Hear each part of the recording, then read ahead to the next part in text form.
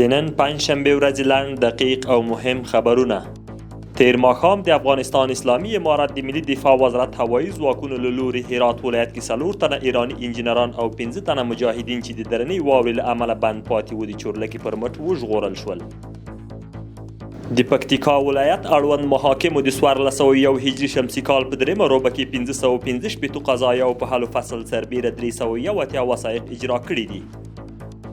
د بهرنیو چارو وزیر مولوي امیر خان متقي په 400 بستریز او ایمرجنسي روغتونونو کې د بهرنیو چارو وزارت د ځینو ټپي کارمندانو او همداراز د ټپي هیوادوالو پوښتنه وکړه او له ټولو زخمیانو سره د نغدي مرستې سربیره د روغتون له مسؤلینو وغوښتل چې ټپیانو ته جدي پاملرنه وکړي.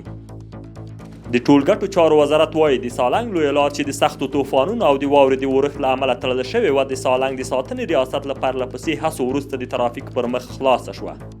د کونړ ولایت د ناړۍ ولسوالۍ کې د افغاني سرې میاشتې د ګرځنده کلینیک روغتیا پالانو تېره اونۍ کې د 611 نارینه او ښځینه ناروغانو درملنه کړې. د کابل امنیه قمنداني وایي چې په تېرو 10 ورځو کې 24 تنه د بېلابېلو جرمونو په تور نیولي دي. د افغانستان ملي رادیو تلویزیون له لوري په یو لړ ځانګړو مراسمو کې د افغان موټر جوړونکي انجینر محمد رضا احمدي نوښت او هڅې وستایل شوې.